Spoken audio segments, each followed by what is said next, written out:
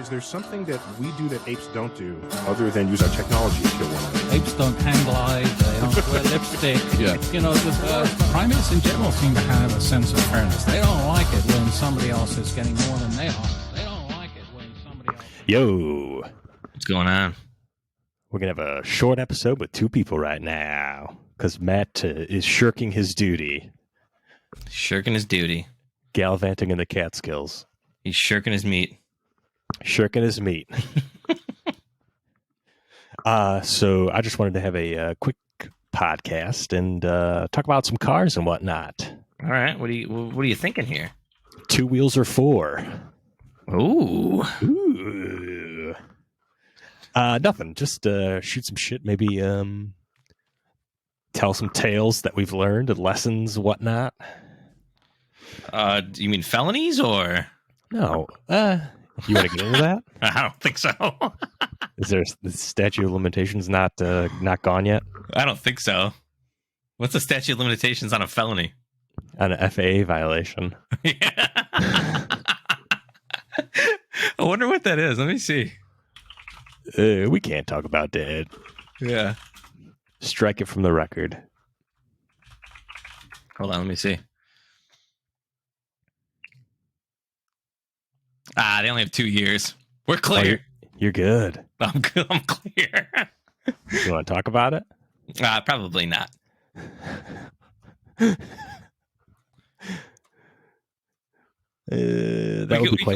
could give a summary, I guess. That'd be quite the tale. That would be quite the tale. Well, Kevin was Mickey'd with a substance. Yeah, Kevin was Mickey'd with a substance. An illicit, illegal substance. His car went flying through a fence out onto an airport. And he drove away just fine. I wouldn't say just fine, but did drive away. Yeah. And what had to be replaced? Holy shit. This was almost, what, 7-8 years ago? This was a long time ago. Both front rims, right?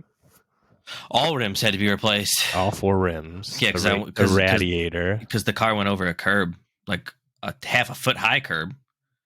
Yeah, the radiator had to be replaced and then the whole K-frame, like the K member up front. The K member up front. Yeah, like basically the engine cradle. Yeah.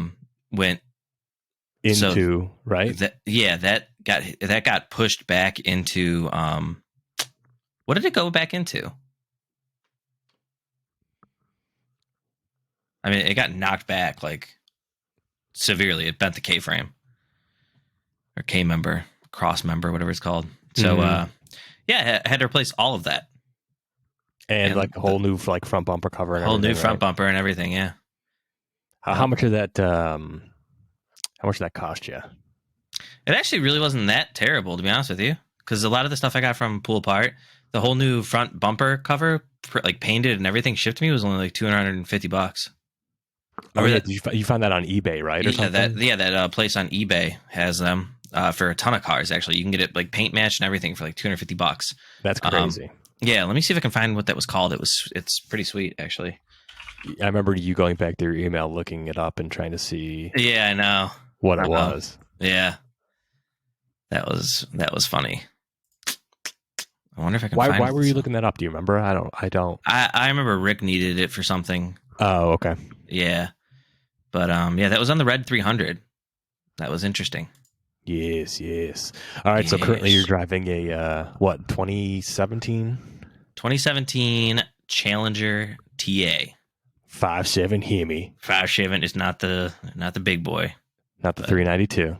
It's not the 392, but it's good. I love it. Get the job done. Yeah, it's a great car. Runs on 87 gas, not too bad. 89. Oh, 89. I mean, it can run on 87, but I keep 89 in it. Do you really? Yeah. Interesting. Yeah, so I just use Plus. The mid grade. Yeah. That's what's suggested, but it can run on 87. You get what, like 30 miles a gallon on the highway, probably? On the highway, I get around 30, yeah. Like when I'm cruising like down to Cincinnati or whatever, it's like pretty much my average like mile per gallon is like 30. Nice. Yeah, it cruises real nice. Like 390 horsepower, 395 or something like that? Yeah, somewhere around there. Not bad. Yeah, I mean, I'll be cruising at like 77, getting 30 miles per gallon. And now, so my wife has a 2018 300. That's the V6 3.6 liter, 290 horsepower, all-wheel drive. But it's like the smart all-wheel drive where it's like, if it's nice, it just does rear. But if it's inclement weather, it automatically does all-wheel drive. Yeah. But the nice part about these cars, and pretty much all higher-end, quote-unquote, cars, like whether it be BMW, all of the SRT cars, your car, my car, they have what's called like the ZF transmission or Z8 transmission. Yeah. It's like the best transmission you can buy. Let me see here. Transmission. Let's see here. Yeah, the ZF 8HP transmission. The manufacturer is ZF Friedrichshafen. Friedrichshafen. Oh yeah, I just found it. By the way, real quick, sorry to interrupt, but it's bumper thing. It's MBI Auto. They do phenomenal work. It's all paint matched. It's super cheap. Yeah, like I see one on here. Let's see what I can find. MBI Auto. Let's see their store. Visit store. They have like tens of thousands of positive reviews. Let's see. They even do tailgates now too that I see, actually. That's kind of cool. Dude, here's a primered tailgate for a Chevy Silverado for $180. Nice. Here's a painted to match steel tailgate for a 2014 to 2019 Silverado or Sierra for $600. Like, that's insane. And their paint job was good. It still lasts just fine. Looks identical. Like, yeah, here's a painted to match front bumper cover, exact fit for a 2013 to 15 Nissan Altima, $220. Nice. That's like what all of them are. It's insane. Yeah, they did a hell of a job. So if anybody ever needs that, highly suggest. So back to this transmission that is in the cars. In the cars. Now there's different variants of the ZF 8HP. So for like let's see here, go down to Chrysler. So like in yours you would have the 8HP 70 as well as the 6.4 has that, but the 3.6 has the 845RE.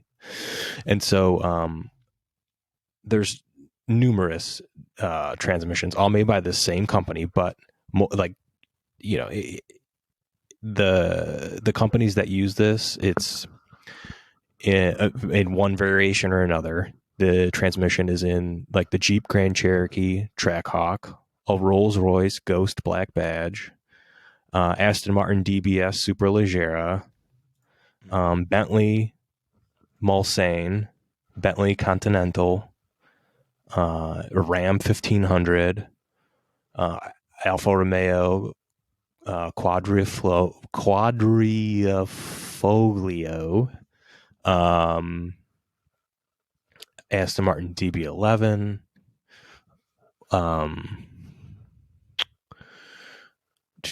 like Jaguar XF, I think. Yeah, XF, XFR, XJ.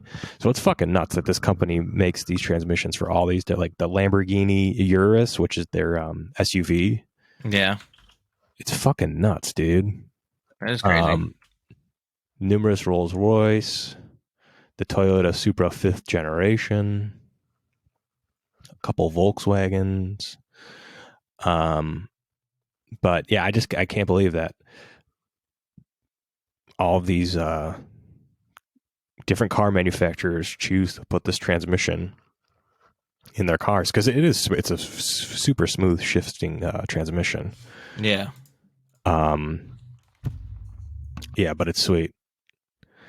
And then so I was last weekend I changed the oil on the 300, and I think that like if you pretty much everybody I would think has the ability to change their own oil, wouldn't you say?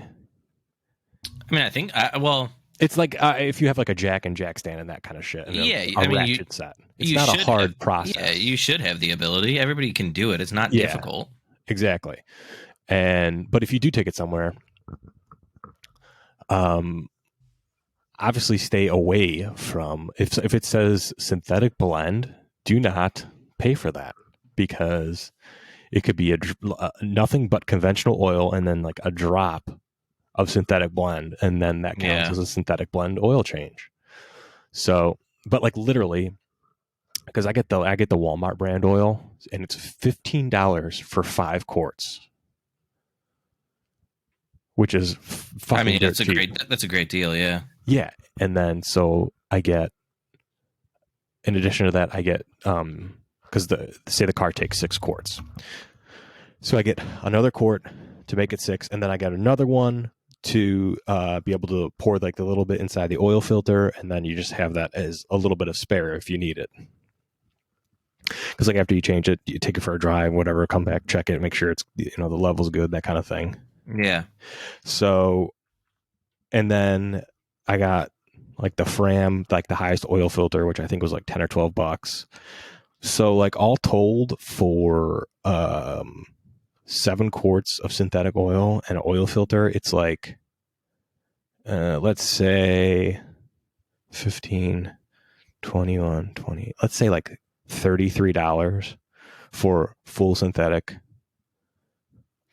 more oil and the filter. Whereas like if you go somewhere, it's like they'll do like a synthetic blend, quote unquote, it'll be like $35, and that's not including like their disposal fees, which are bullshit. That's not including the filter either. It's if you have the ability to have a jack, then you can definitely change your own oil and save yourself a lot of money in the long run. And then that way, like when you're underneath there, you become familiar a little bit with what's going on. You can see things. You could, because like when I change the oil, I'm out there for like hours, because that process doesn't take a long time, but I'm like cleaning underneath the car. I'm cleaning in the engine bay. I'm cleaning everything. Mm-hmm. So while an oil change takes 20 minutes, 30 minutes, if it's like boiling hot and you have to wait a little bit and undo the drain plug, let it drain, then do the filter, and then put the drain plug back in. I mean, that whole process doesn't take long at all. But while that's going on, before and after as well, you take the time to clean underneath there and see, what's going on.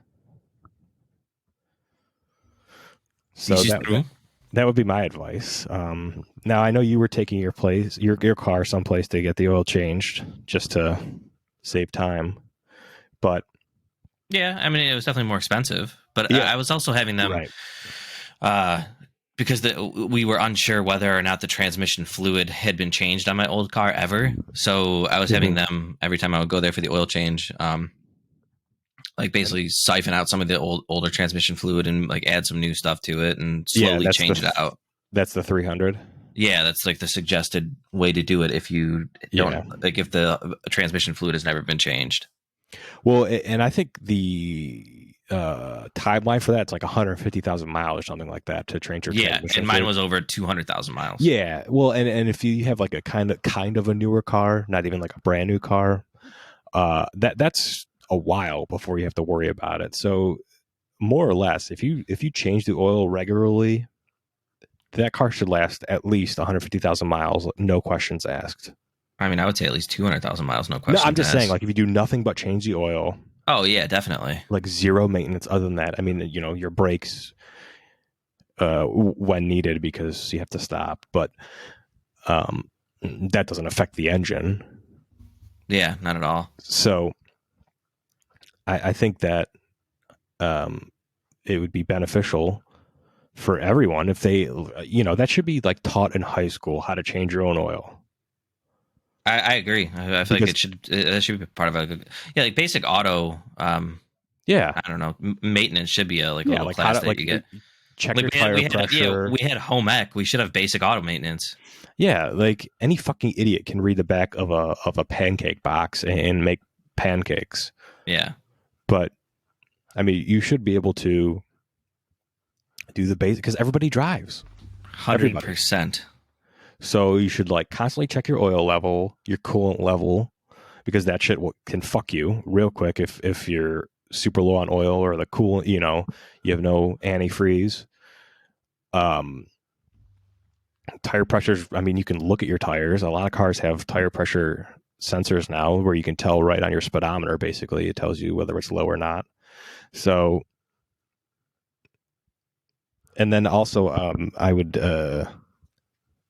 make a comment here that if possible, stay away from front wheel drive vehicles. Yeah. I would highly suggest staying away from them. Everything, think about that. Everything is up there. Turns into a clusterfuck. Yeah, and it's crammed. Whereas like a rear wheel drive car, you have the drive shaft, which goes all the way back to the back wheels. Where in a front wheel drive car, everything is up there, so it's a whole mess. Like the transmission, it's a whole fucking pain in the ass. And then also, there's nothing worse than the sound of a 4-cylinder car. Like what I hate is a 4-cylinder SUV. To me, that's the stupidest fucking thing of all time. Oh, yeah. And then you hear like it's like a 4-cylinder is like the worst fucking noise you could ever hear. It's so annoying. Agreed. Well, some of them can sound good, but yeah. Most don't. And most people, you know, it's like it's a Honda CR-V or some other piece of shit that the value you get for that, you can get something way nicer. Yeah, because like I mean, obviously the SRT4 is like sounded sweet. You can, and like I would imagine that the Cobalt SSs probably sound pretty good. I think those are all 4 cylinders, but they're more. Yeah. Again, it's a front wheel drive 4-cylinder turd, more or less. Yeah, I agree. I mean, More how cool would those cars have been if they were rear wheel? Yeah, Like, and fucking so cool. Just like they had been like the Breeze, like the whatever that is, like the it's the Subaru Breeze, right? And then there's like the Scion Free. Yeah, but those are still like they're both rear wheel drive though. They're cool. Yeah, but it's like boxer fucking 4-cylinder piece of garbage. Yeah, you can get way better cars for that price, in my opinion. Oh, I agree completely. So dude, everywhere you look, you see a fucking Subaru, which I don't get at all. I don't know. People love their Subis, bro. Yeah, but it's a Japanese, as we found out. Patty thought it was Australian. Stealing the Australian. They're tricky on purpose. Yeah. Yeah, and the names, the Outback. The Outback. Fuck you. Yeah. No, Subaru's not Australian. No. It's not Austrian either. But so when we got it, the 300 we have is a 2018. I think we got it in either 18 or 19. It was certified pre-owned. It's my wife's car, but like we went to test drive a few things, and one of them was like the Jeep Cherokee, and then she looked at the Grand Cherokee and was like, that's too big, I don't even want it. And then so she drove like the Cherokee, I think like a shitty Patriot or whatever, and then the 300, and she's like, well, I really don't care, I like the 300 and the Cherokee, so whichever one. And I chose to go with the sedan because fuck SUVs. They're too big. How many times do you see somebody in like a big ass Chevy Tahoe and it's like one person in there? All the time. Same thing with a big ass truck. Nobody uses an SUV to go off-roading. Nobody uses a truck to tow anything ever. For the most part, not really. Yeah. Yeah. I mean, few and far between. It's this, small dick little man syndrome of America that is taking over the fucking country. So, bottom line, stay away from front wheel drive if you can. Even all wheel drive is kind of a pain in the ass because there's just more shit to go wrong, in my opinion. Once in a while, you need an all wheel drive car up here. Yeah. In the great North Midwest. But just if you have a wheel drive car, put some snow tires on. It's not that big of a deal. So, and then also no synthetic blend, full synthetic only. And yeah, that's the thing. Also, to go back to that, stay away from 4-cylinder. Yeah, rear wheel drive. If you put snow tires on it, it's insanely good. Like you can do anything you want in the winter. Like it plows through everything. Because you had that set up with the 300, right? Yeah, and they were phenomenal. Which is crazy. You wouldn't think a tire would make that big of a difference. It makes the biggest difference in the world. Just like when you're like drag racing, how big of a difference like drag radials or slicks make, you know? Like you can shave off a full second. And then we also have, like, we each own a Harley Xr1200. DC's through. And then you also have a Kawasaki ZRX 1200. ZRX 1200, yeah. It's a 2003. So eventually, I think I may sell the HG and get a cheap-ish / entry-level quote-unquote muscle car. Something that the whole family can quote-unquote enjoy. Mainly me. But your kids will love it. Yeah, and I think so. And you can get in the game pretty cheap. Not outrageously cheap.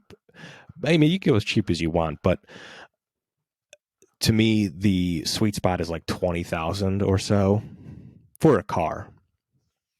And in that range, you can get some really nice, like 97 to like 2002 Camaro. That's kind of like my favorite years of those. That I like that more than the 80s body style. I completely agree. I really, really like those. It's also cool that like the fenders and like quarter panels are all plastic too, right? Yeah, and then you get a kick-ass LS motor. Yeah, the LS motors are fucking dope. And then I would get a manual because I want to turn it back to the clock of fucking men doing manly things like driving a manual transmission. Yeah. In a rear-wheel drive V8 car. What was that? Do you hear that? Let me hear it. I don't know how to hog that, people. Exactly. Thanks, R. Kelly. How about this one? I don't need to. Why would I? What'd he say? I don't need to. Why would I? Why would I? I'm fighting for my life. I don't know how to hog that, people. I don't know how to hog top people. Hashtag the best sound clip ever. But yeah, going back to driving manual. Yeah. So, and then also they have these select few, I think they're Ls1 Camaros. They have the SLP, Street Legal Performance, which takes it from like 300 horsepower or 325 to up to 400, which is that's production. They release them. How much are those these days? They're around the 20s.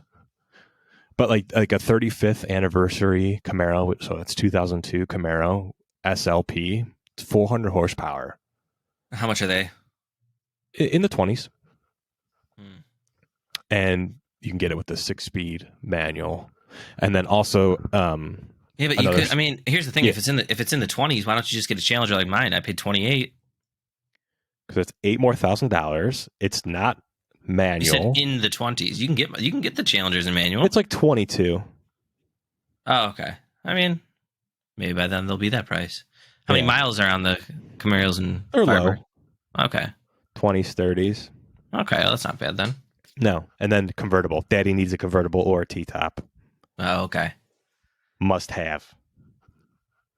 Now here's a question for you. When you're sitting in a convertible or a T-top, and you take the lid off, are you so tall that your eyes like your head could go through that T-top and you'd be looking directly at like the I don't know. not you know what I'm talking about, right? Like not through the window, but you could yeah. yeah. I think that's a distinct possibility.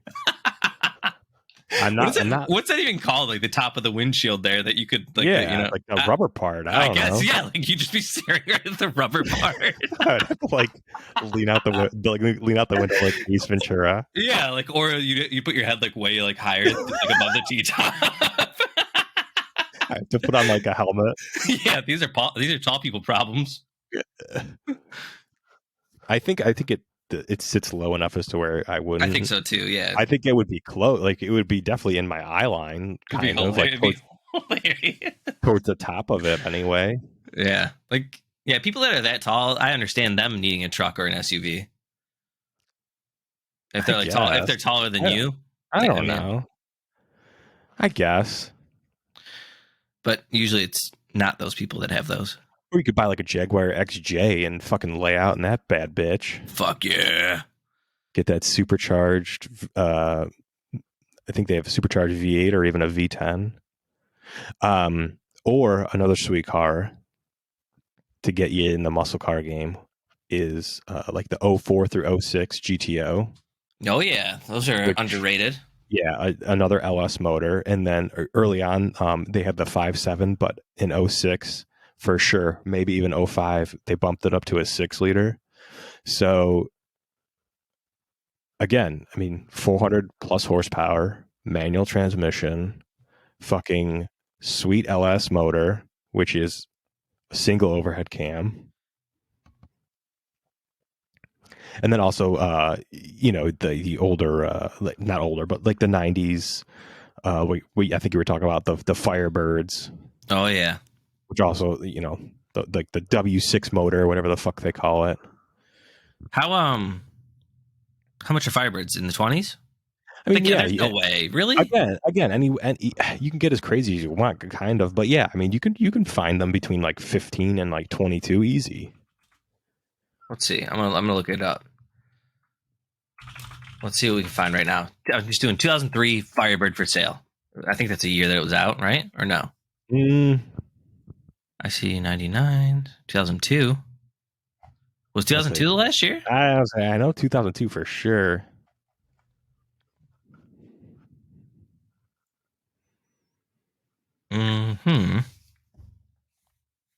Let's see.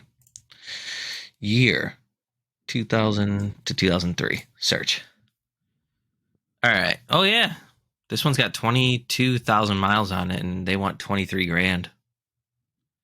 I just feel like, I mean, you could find a Charger or a Challenger for that price, though. Yeah, but number one, the Charger is not going to be manual. Yeah, the Challenger could be. And neither one of those are convertible or T-top. Yeah, like here's a beautiful looking 2002 Pontiac Firebird Trans Am with 4,000 miles on it. They want 35 grand. It's a red one with like a convertible. It is gorgeous. Yeah, but I wouldn't spend that on that. But no. And then the 90s Mustangs are sweet, but I think they're just a little too small. Yeah, I hear you there. Alpine. So eventually, I think I'll do that, depending on what comes. Yeah, 40 grand for this fucking 2002 Pontiac Firebird. And that's another thing, dude. Secondhand and shit. People think they have gold all the time. It's fucking ridiculous. Like, nobody's paying 35 grand for a fucking 2002 Pontiac Firebird. Sorry.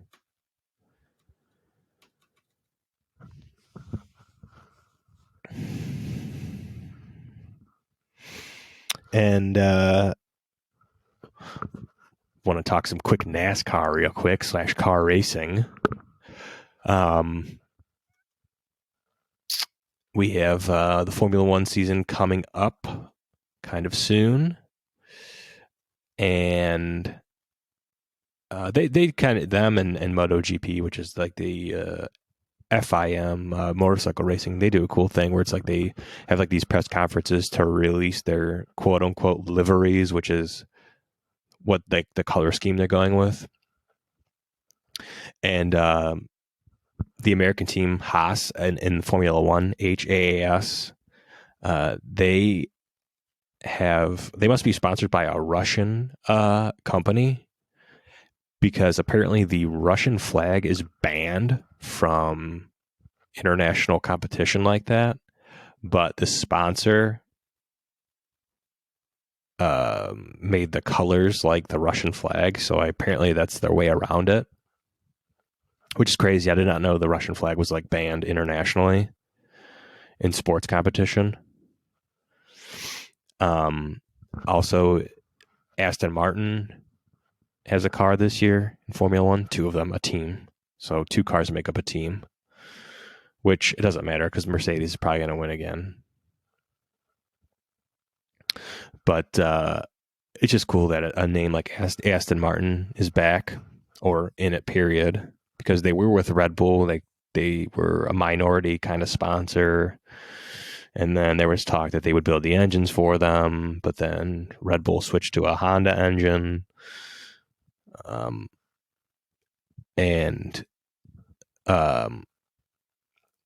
So I don't even know if they're a minority sponsor anymore on Red Bull because they started their own company. But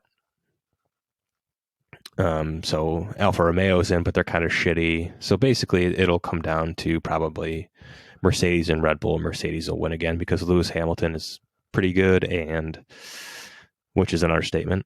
And Mercedes just dumps a shit ton of money to win, and there's no salary cap, there's no spending limit. It's a fucking free for all. And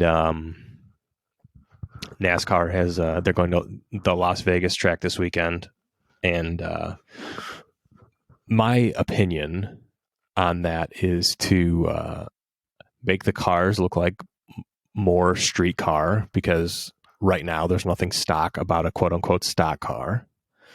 And back in the day when it was like a Dodge Daytona or a Mercury Cyclone or a Charger or a Ford Torino, they actually looked like those cars, and they weren't slammed to the ground.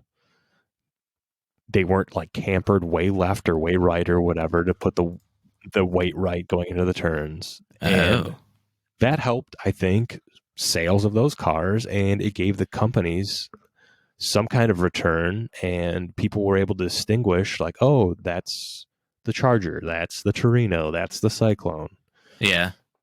And it made for way better racing, because I mean, until the Daytona with the big wing, but they really didn't have huge wings until that point for the downforce. But even like with those cars that had huge wings like that, they were cool like to purchase for like regular people. Yeah, I mean, it was because they were still somewhat distinct. Yeah, for sure. But I'm just saying, like racing quality wise. Yeah. It was way I better. I think that the whole thing that they have going on now, where it's basically like the same shell just with different fucking decals painted on, is stupid. Yeah, I mean, it's a little bit better now than it used to be, but it's still pretty stupid. It's pretty, yeah. and then next year they have like the next generation car, which I don't know. I think they're going to have like some kind of front diffuser, which is like a front spoiler. Next generation car. Yeah, like it's going to have some kind of, it's more front end downforce rather than having a big wing out back, and that should help. But in my opinion, they just need to get them off the ground a little bit, because they are slammed to the ground. They're a centimeter off the ground, and have them actually be whatever you want to put over that roll cage, a sheet metal version of that car. Yeah, because everybody knows that it's not, you can't walk in and buy anything that looks remotely like the car that's on the track, which I think is a problem. But I think so too. I mean, it was definitely cooler, like old NASCAR. They've done a good job. They banned the Confederate flag last year. They're being more inclusive, which is good. But but that really pissed off the fucking hillbillies. Good. I know, dude. And then they're the worst. Fuck them all. It's like 7 road course races this year, which is good, because I think that really proves who the superior drivers are. I would agree with that. I think that it's so going along with NASCAR and stuff, I think it's pretty I mean, I don't know, in my opinion, shitty that Bubba Wallace left Petty Racing just to go race for Jordan. Like, I don't know. Yeah. It's kind of shitty to me. Petty gave him his like start in NASCAR. It seemed like he was, pretty fucking good to him. Mm-hmm. And obviously he didn't have like the most money in the world, but I mean, I think that he gave him more than a, fighting chance in every fucking race. Well, and I mean, it's tough because, like, yeah, Petty is linked with Richard Childress Racing, but you don't know if they get the same cars or not. I would assume not, judging by the performance. Yeah. But I haven't seen anything out of Wallace this year that would make you think, like, oh, that car is superior performance-wise. No, he hasn't done anything yet. Has he won yet? No. Exactly. And then also Moto Gp is coming up. We got testing in Qatar or Qatar, March 6th through the 12th. So I mean that has been the best racing in my opinion, year in and year out. Especially last year when Marc Marquez got hurt because he is the best, and so that left it wide open. Mark. He races for the Repsol Honda team, but every race was freaking exciting as hell last year. And a Suzuki rider won the championship last year, which nobody expected. You probably expect like a Yamaha or a Ducati or the Honda, but it was cool to see a Suzuki, as we call them.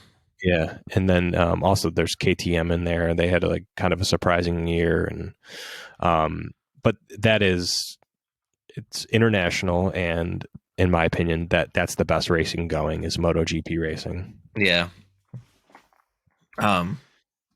What do you think about people when they say that?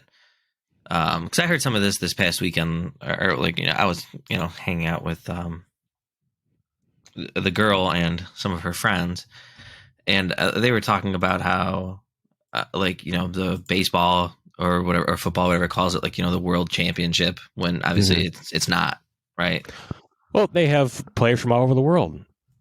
I guess that's true, but they're like saying compared to like say the Cricket World Cup, it's not the same thing at all. Nobody gives a shit about cricket. Seriously. Does the rest of the world care about cricket though? It seems like they kind of do. I mean, they also care about soccer. Nobody gives a fuck about soccer either. Yeah, and not here at least, but I mean around the world it's a big deal, right? Or no? It is, because it's like the cheapest thing to play. Yeah. Like a dirt poor kid in fucking the Sudan can kick a fucking ball around coffee mug. Yeah. Oh yeah, and have that be the ball.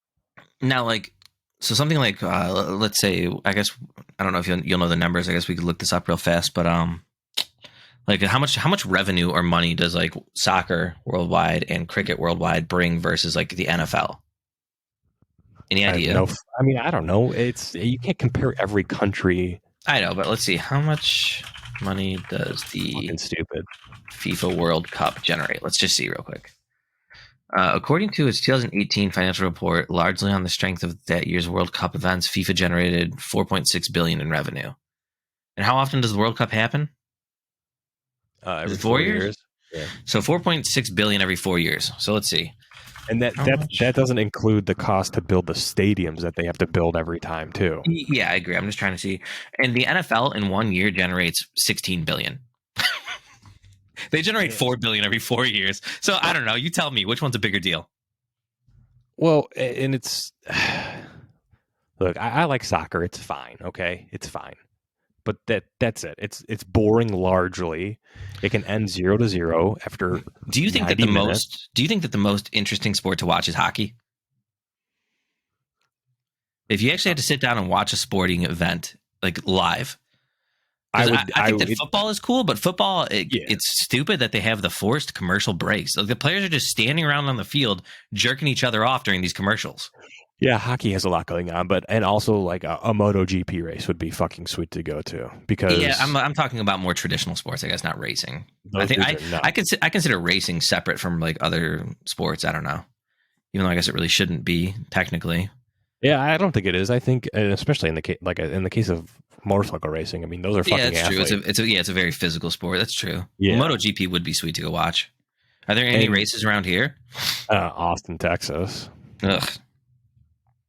I'd rather cut my wrist than go to Texas. They were Hey, Texas is back open for COVID, everybody. going to Indy, but they haven't for a while now. But that is the best bang for the buck, I think, motorsport wise. Just because, number one, they're going well over 200 miles an hour at points, and they're just animals, dude. It's fucking nuts. Unless you've driven a motorcycle, you would have no idea like what these guys are going through. Yeah, because riding a motorcycle going 90 miles an hour almost makes you want to shit your pants at times. I mean, it can be crazy, and then it really can be. They're riding something that weighs nothing, is super powerful. They have to keep the front tire on the ground. They're hitting the brakes, backing into the turns. It's fucking nuts. It's just crazy. Yeah, it is nuts. I could not do it. I mean, not at that level. I mean, I would like to race like a 600cc bike or something like that, but not these 1000cc bikes that these guys race. Or I think they're they're 1000 or maybe 800, but obviously way more superior to the 1000cc bike you or I could get. But yeah, it's just, I don't know. It was really great to watch last year, and hopefully it'll be like that again. There's a new Moto Gp game coming out too. Remember? That looks sweet. Yeah, From what I hear, they do a great job with those games. Yeah, they do, and like racing game wise, I don't know. I think like if you had like a steering wheel, that would be fun, but. We looked at those motorcycle simulator things. If you were to get that would be cool for MotoGP. But with a controller, it probably sucks. I mean, it's a good presentation, good graphics, and all that shit. But yeah, just a pain in the ass to get your thumb for the right lean angle and shit like that. It would be not easier to do in real life, but almost easier to do in real life. Yeah. All right. Well, I'm spent. You're spent? Yeah. That's all you got? Yeah. Wow, I had more to come. No, you don't. I do. What do you think about these Adidas shoes that I just posted in here? Gay. The Adidas Forum? Yeah. Not good? I thought they looked okay. Not $100. Not wrong, buddy. Only $100. Well, next week, Matt will be back from his Catskills vacation. I don't know how to hog that, people. Yeah. I don't know how to hog that, people. I don't know why it's playing I don't know how to so hog that, people. I don't know how to hog that, people. Oh, there's an infinite button. All right. Y'all killing me with this. Exactly. All right, get the outro music ready. The outro music's ready, but so that's all you got? That's all you got, partner? I'm spent. Tapped out. Wow. Just talked for 40 minutes. You did shit. I talked. Barely. I talked the whole time. I talk the whole time. I talk the whole time. All right. Well, anybody we'll who talk to you next week. That's true. Anybody who wants to watch, you can hit me up for a link to my wedding video for Thursday live stream. Maybe you'll get a webcam. We can do this video for the podcast, huh?